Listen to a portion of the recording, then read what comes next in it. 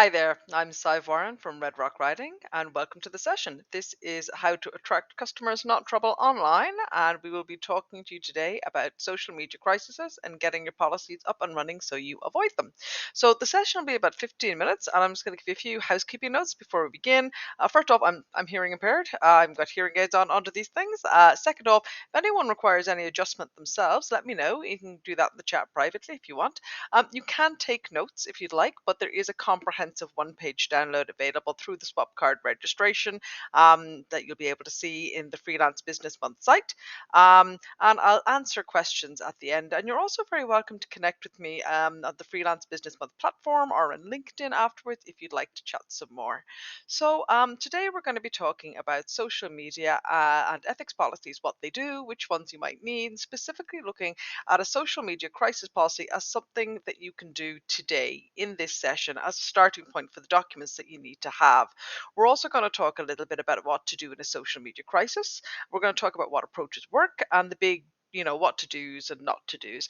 So this session is going to be very useful, I think, for two different types of people. The first is for solopreneurs and people who are working primarily by themselves or with a team of freelancers themselves who need to be able to communicate clearly um, and don't have a social media professional available in house all the time to monitor and manage things. The second, it'll probably be useful for people who are working in larger companies who want to get their heads around the ethics and all the various codes and the documents that are out there that larger companies are expected to have. I don't think you'll be able to do a full social media plan in this time. To be honest, it's a little bit more work than that, sadly, but I can send you in the right direction on what to do next. And what you will be able to do in this session is complete a full social media crisis policy that you'll be able to share with your employees, which is a very strong first step in staying out of trouble. So this session is recorded, but I will be around and on the platform later. And also, as I said, if you want to reach out to me on LinkedIn or on the platform, I'd be more than happy to chat to you about what we talk about here today. So who am I? And why should you listen to me? My name is Saivarn. I am a freelance writer and a project manager with about 20 years' experience in working with businesses. I write for the media and I write for businesses and I help businesses to get seen. I specialize in business writing and digital marketing strategy, so stuff like website writing, ghostwriting, uh, funding and award applications. In short, I use my writing and project management skills to help businesses to get seen by the right people. That's who I am. That's what I do. So part of being seen is taking a risk because obviously when you put yourself out there, people can take exception to what you say. So this session today is talking about the simple steps, really are very simple steps that you can take to avoid finding yourselves embroiled in an online crisis of one type or another. So yeah, that's it. That's what we're doing, and that's who I am. Let's get into it.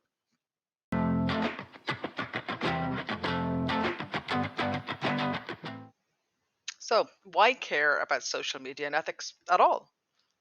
Look, business ethics are important for a whole bunch of reasons. We know them. They keep businesses operating lawfully. They increase employee satisfaction and culture where they're communicated well. They prevent employee burnout. They attract better candidates to you. There are a lot of reasons to be an ethical business, but we can't get into all of them today. Today, we're very much looking at the interaction between your social media and ethics policies and the way consumers and customers feel about you. So, the simple fact is, customers do care about your ethics. They're willing to pay more for products that they believe have been produced ethically and are socially responsible. As many and 4 out of 5 people say that they're willing to make a personal sacrifice in order to be able to afford to purchase brands from socially and environmentally better brands. So 84% of customers say that they consider a company's ethics before they're making a purchase from them. That's a lot of people. So you need to care about ethics because, well, your customers do. So in that case, why bother risking social media? They've got you there too.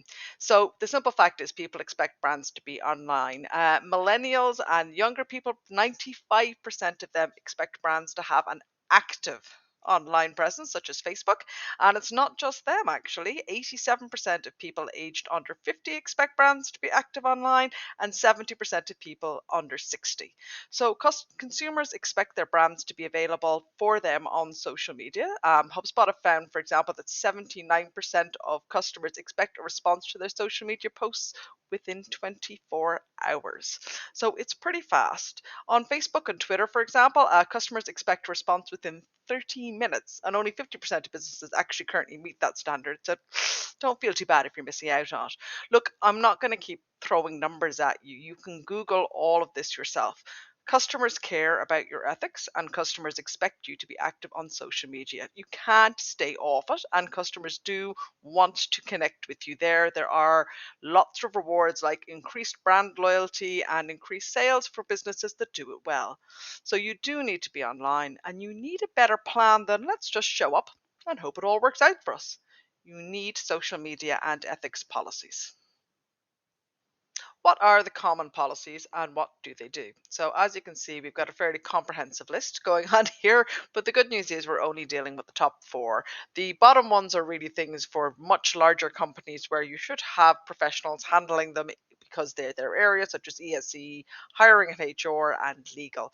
The top four are the ones that we're going to talk a bit about today, and they all actually support each other. So, the first one is the social media policy. So, this is put in place by an employer to provide guidelines to employees on how they should handle social media, both professionally and personally. This means not just what the brand's official channels are and how to use those, but also how employees should, for example, mention the brand on social media. For example, how they talk about it on LinkedIn. It shouldn't be a negative document. It should empower your employees to talk positively about the company and their experience at the company.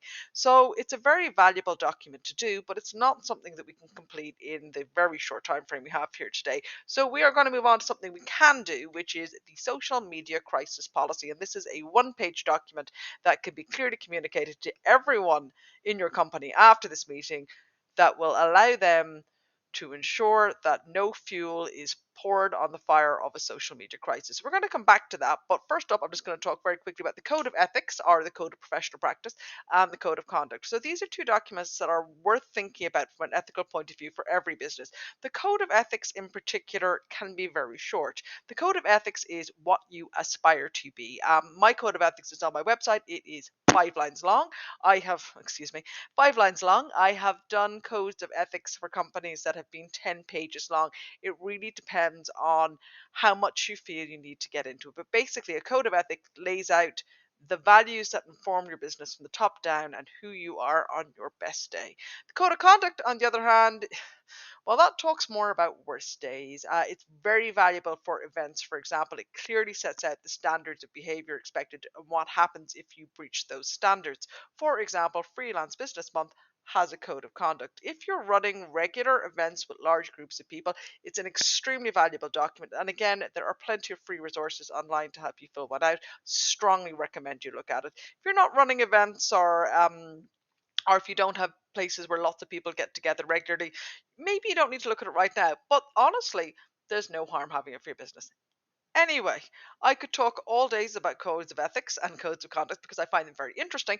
But what we are going to talk about today is the social media crisis policy and why I feel this one-page document is a silver bullet that will prevent social media crises from getting any worse than they already are. So we're going to go and have a look and get into that now. So here is a social media crisis policy we've been talking about. And as you can see, it is for everyone at the company, for employees, and maybe for people like freelancers and people who are affiliated with you. It's a very simple document and it comes down to three steps. It's basically inform us, wait for us to come up with an official response, and once we've come up with an official response, help us to get that out there. That's what this entire document says. So let's run through it very quickly together here now. So you can say here the first step is let the responsible person at the business know. You need a responsible person at the business, someone who feels empowered and capable of dealing with social media and any heat that occurs on it. We'll be talking quickly after this about how to deal with heat on social media, but let's stay with this document for the moment. So it says to the employees, you are our extra eyes and ears. We have management and escalation plans in place. We are prepared to handle an issue whether we see it first or not. So ideally, if an employee sees something, they should tell you and then wait. And that's step two there. Let us answer. It asks them to hang back until an official response has been formulated and then can come to step three, which is like or share the official response. Give us a chance to respond. No matter how mad you feel, we understand we might be mad too. Help us to get clear information out. Email us and wait for the response to go out in our official channels or where the crisis are started. This is an extremely simple document, but it adds an awful lot of clarity for employees and freelancers and any community you have around how to deal with a social media crisis. It's not their responsibility. They shouldn't be jumping in. And by having this, you will ensure that people aren't accidentally pouring fuel on a fire or spreading disinformation. When you have a social media crisis, you want to get your response out in a measured and thoughtful way, and you want to have one response, not 50. And we're going to come back to that now. We're coming to the end of the session now, and I hope that I've given you enough information that you're never going to find yourself in a social media crisis. But if you do, what do you do? Well, page 2 of that document in the Freelance Business Month bag has a little bit of information and some further reading resources, but I'll run quickly through the proven steps that are out there now. There's no one size fits all approach because there isn't just one type of crisis. But here are the basic steps you should take. Number one, have a crisis person in place that is empowered to deal with it and make sure everyone at the company knows who that person is. Number two, stop your scheduled posts and campaigns. Evaluate the issue properly. Number three, listen, think, decide what needs to be done and what the purpose of your response is. Number four, or respond promptly, but not necessarily hastily. If you can, give yourself the time to think and formulate your response carefully. Number five, be honest, be empathic, be authentic, really listen to the person. One of the best bits of advice I ever got when I was working in retail was the customer is not always right, but they always think they're right. Listening to someone, acknowledging their feelings goes an awfully long way towards dealing with the grievances. In some cases, obviously, this isn't actually going to be something you can solve. Maybe you're dealing with a hacker, maybe you're dealing with a troll. In that case, what you want to do is demonstrate to the rest of the people watching, the people who might actually buy your products, that you are authentic, that you are capable of dealing with this issue, and that you're responding calmly. Don't blame. Don't take things personally. Do your best to be authentic and calm and constructive in your comments. Communicate internally as well as externally while this is going on. It is quite upsetting for people when they're working for a company and they can see it being slandered on social media. And also learn from the experience. Take notes, update your flowcharts, make sure that big one here is make sure if a hacker gets in, they can't get in again. If you have various social media platforms that you're not using security like two-factor authentication on, turn it on now. A hacker can do a ridiculous amount of damage to your reputation in just 30 seconds. So they are some quick and simple tips for dealing with a crisis if you find yourself in it.